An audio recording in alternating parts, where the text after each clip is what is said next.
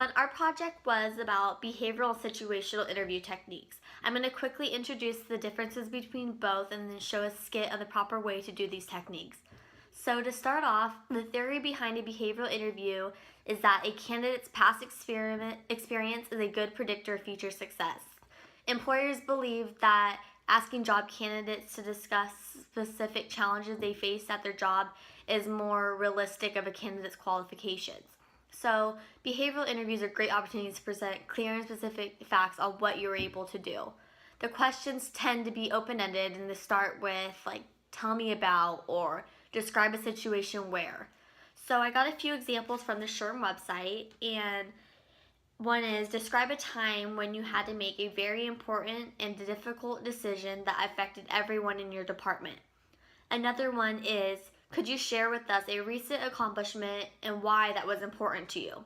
Lastly, tell me about a time when you organized, managed, and motivated others on a complex task from beginning to end. I also found through my research about a few things that HR experts recommend when preparing for an interview.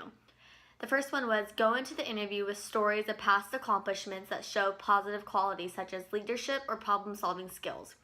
You want to avoid the temptation to fib and keep in mind the STAR method. Be prepared to describe a situation or task, the action you took, and the result. You want to also have examples with positive outcomes, but you can also impress them by relating a potentially negative experience and how you're able to turn things around. Secondly, situational interviews. These are based on hypothetical settings. Basically, you're asked what you will do in a given situation. So, for example, you may be asked to role play and pretend you're a salesperson trying to sell to your interviewer. This demonstrates your interpersonal skills and ability to handle similar situations. Another example is the in-basket approach. Tom touched on this in one of the classes this semester.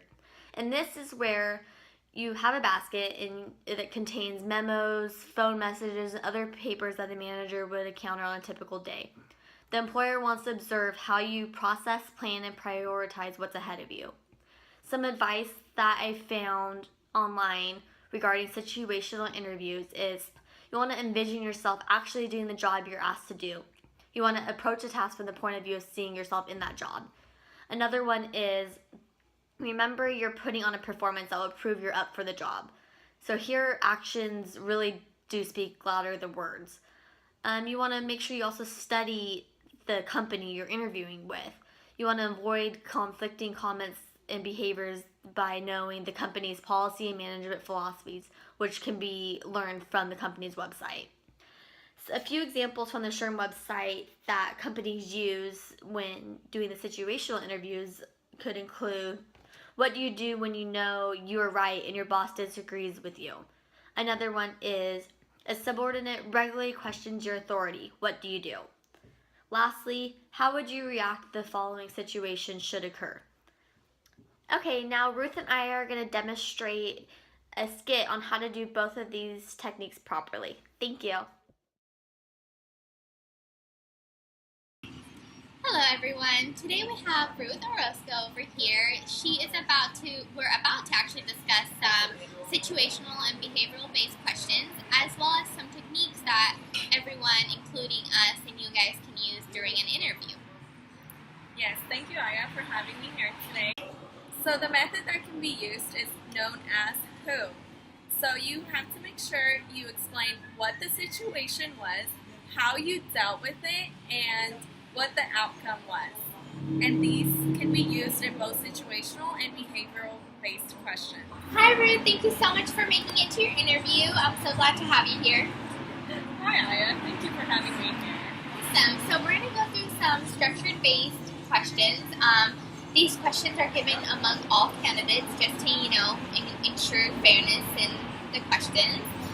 So I'll start off with the first question for you. So I know you're an HR assistant right now, looking to move up, and I wanted to go ahead and ask you, what is the least favorite thing you like about your current job right now? The least favorite part would have to be hiring individuals. It is very difficult to have to face that situation. Okay, and tell me about a recent, event that happened that you actually had to hire an individual. get it down, and I had to call individuals one by one, and I did have to face one specific individual who was intended not to face that. How would you react in those situations? I know they can be overbearing sometimes on us, but how?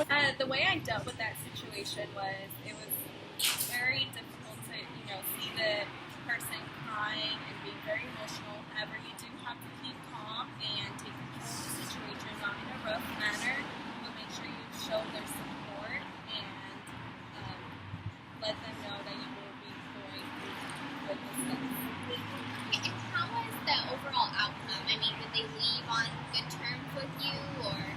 Yes, we told her that we'd be following up with her, letting her know. We gave her the instructions on what she needs to do and what will happen after that, and we were able to find good. Okay, awesome. Thank you so much, Ruth, for coming into the interview. We will get back in touch. Ruth, I also wanted to ask you, I mean, there's always that first-time interviewee that is like, I have no work experience, I don't know what to answer. What would you recommend in these situations when they come upon a question that they don't have an answer for? Do they just say, I've never been through it, I've never dealt through it, or what would you recommend? The thing is, we've all went through difficult situations, so it's easy to just think of work. However, you could reference to work projects, group projects that you've had at school, or even in club organizations, anything that you've been involved with.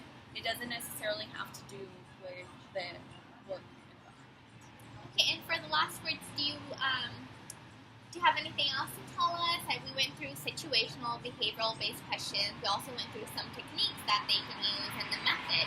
What else would you tell our candidates are out there about to apply for a job? Yes, just make sure you keep a good posture and make sure that you go in prepared to answer a lot of the questions that they have. Do your homework on the company and just be prepared. Thank you so much for coming to our meeting, Ruth. Yeah, whatever the guest says, guest is always right and stuff. That's a cliche answer or like a cookie cutter answer. We're not looking for that. We're looking for more of a genuine answer. Yeah. You gotta be genuine in interviews too. You gotta be real. So we're looking for something more along the lines of what steps do they take? Do they have an acronym they go by? Like we have a certain thing we go by, a BLAST. It's believe, listen, act, solve, and think. So like, do they have any sort of process they go through when they're trying to solve a guest complaint? Not just, oh, the guest is always right, do whatever the guest says. And do you guys have structured-based questions for all the interviewers or interviewees? Not necessarily. It depends on their applications. Right. Mm-hmm. Their application, their past experience will sometimes dictate which Go for the avenue we go. As Okay. far, I mean, they have no experience. You're not really going to Yeah. go on anything. You talk to them about school and things like that. Things that obvious places that they were Their involved hobbies in. and stuff like that. We Mhm. ask, Hobbies, you know? exactly, good one.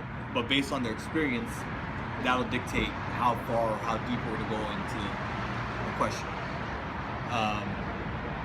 And I think that I look for in interviewer, whatever, interview, just the way they come about it. You know, if they come in like, you know, down face and stuff, like the motto that we always went by is that you can't teach someone to smile. It should be genuine with the minute they come in or around the guests, stuff like that. So that's something that we look for as well. Like, it has to be genuine, you know. Very Not just important. trying to get the job. You know? Exactly. Right. You can find on the internet how to answer this question.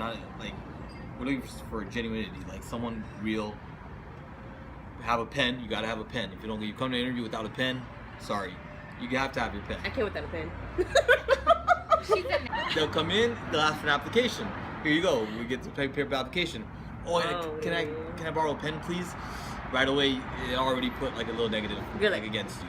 Doesn't mean they're disqualified. It doesn't mean they're disqualified from it, but it just kind of puts a negative on it. So preparation, like how she was saying too about coming in like wanting the job, not just coming in like just to come in. You Thinking it's gonna go to yeah, you, like, you, you know, you that- gotta yeah That mind's put in your part too, you know. So come in nicely dressed, you gotta look good, prepared, They should have their paperwork ready. They should have answers ready too. I mean, as ingenuine as we don't want them to be, right? And we want them to be genuine, right? But at the same time, you have to come in prepared too. Meaning, don't just already prepare yourself for an interview. Like, okay, they're gonna ask this question. This is how I'm answering it. Not in that sense, but they should have some sort of. Should go with the flow. You know? Yeah, they should know how to answer a question. Eye contact, like she was saying, is very important. Yeah, and work skills are, because now they have no food experience, right? So now we have to see, okay, the next best thing is you're working with people. So your people skills. How good are your people skills? Are you able to work with the team? Are you better off alone? You're just like a crab. You're swimming by yourself always. A hermit crab. What do they say? Hermit crab. You can tell by their. Yeah, like the way they talk to you. By their personality. Yeah. So by their personality, you can tell. Okay, like are they people? Now to ask them, the question to ask would be, how are your team working skills, or team building skills, or team working skills? You get along with people, things like that, because you can't really go on experience because they have none.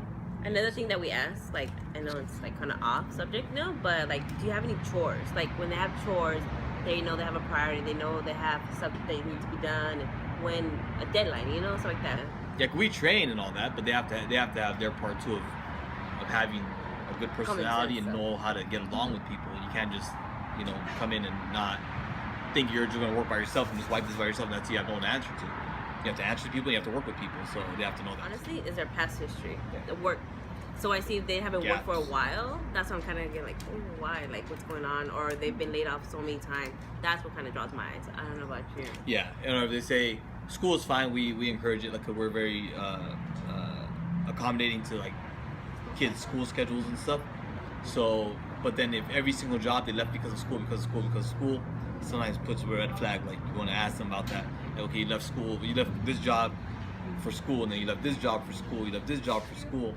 Okay, like, it's gonna be the right what happened? Yeah, exactly. Is it gonna be something that you're gonna be able to keep? Because we do spend a lot of time and money in training. So it has to be a good candidate. Like she was saying too, the gaps in employment too. You see gaps in employment, like, all right, they had this job for 6 months and they didn't work for like 3 years, and they worked again for like 2 months, and they didn't work again for like 4 years. It's like, kind of think like, okay, what's going on? Right? So, ask certain questions. You can't like some restrictions. Yeah, you can't ask like religion. Yeah, you can't. Yeah, certain things you can't. Even if they're expecting, if they're like they're pregnant and stuff, you can't ask that, because then if you don't hire them, it could become a situation of, oh, why didn't you, you didn't hire me because I'm pregnant. So certain things you can ask, certain things you can't. I mean, the most important thing is be confident. You have to have eye contact. You have to smile, and you have to be confident in what you're saying. You have to be confident. Like every interview I've ever walked into, like I already knew like I'm gonna get the job. Like no, honestly, I already knew it. So that's good to have. Yeah, exactly. I would not. Yeah, again, you're walking a fine line of you don't want to be cocky, you want to be confident, right? But I'll cross over sometimes. but mainly it's confidence, right? You got to be confident. The eye contact, the smiling, and especially in the people business, you have to be a people person first of all. Why did you apply for the job if you're not a people person, right? So you got to come in with that sort of confidence if you're coming in. Sorry. Okay, so confidence is key. Confidence is very important, and you have to talk. You have to sometimes not be completely outspoken, but you need to speak. Like, you need to talk and sometimes take over the interview. You have to take over the interview. Sometimes give them information that they're not even asking for. Sometimes talk to them. Say things about yourself. Just sell yourself. You're selling yourself. That's what you're doing. You're selling what you could offer to the company, so they can hire you. So you have to come in with that. Borderline cocky, see? Borderline cocky. Yeah. Oh, I tip all. I fall over always. Okay, tell her I'll be right there. Hang tight.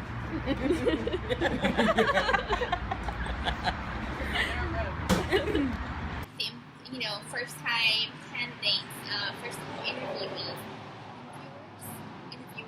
stop it. Hi! No.